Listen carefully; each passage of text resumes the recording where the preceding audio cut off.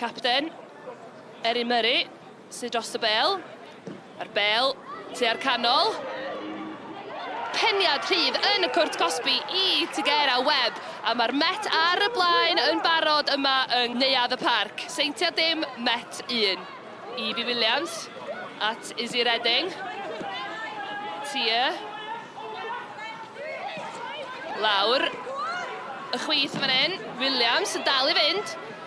Williams heibio un. Williams yn pasio. Ridge yn lledr chwarae allan i'r dde. Beth Lewis, capten, ymlaen at Chapman. Chapman yn croesi i'r cwrt Cosby. A Chapman yn sgorio am gôl arbennig tu allan y cwrt Cosby o'r dde. Gwaith gwych gan y Seintiau Newydd yn lledr chwarae allan at y dde, a Caitlin Chapman yn unioni'r sgôr i'r Seintiau.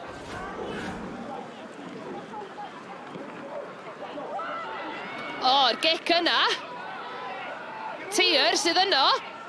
Wedi manteisio. Tier I mewn i'r cwrt Cosby.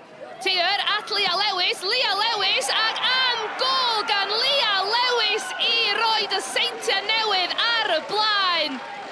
A Leah Lewis yn ergydion gelfydd yn y cwrt Cosby. Mewn i'r canol.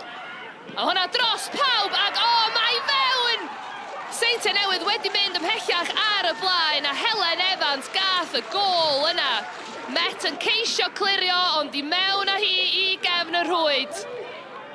Nôl mae'n mynd at Gittins, ond mae Hartley yn pwyso, a mae'r bel wedi disgyn I Ridge, a Ridge yn llwyddo I sgorio o bellter ag am gôl hyfryd gan Emily Ridge.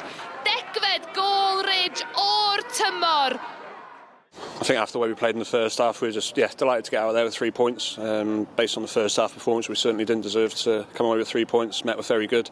I think we made them look very good at times as well. So we had to sort a few things out at half time, and we were much better in the second half. But we got to stop going behind against these teams, because against the likes of Cardiff and Swansea, good teams, they'll get their noses in front and then they'll run all over you. So we're doing really well to claw our way back into games, and I know we looked comfy 4-1. It certainly was anything but comfortable today.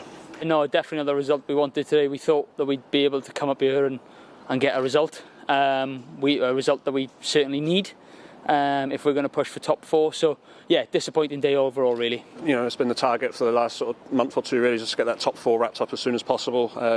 You compare where we are now to where we were last season or the season before. We're looking a lot more comfortable these days. Like I say, still able to grind 3 points out when we're nowhere near our best. So we're 5 points clear of Aber now. We've still got to play them. We're certainly looking strong favourites to make that top 4, but we won't take anything for granted until we've done it.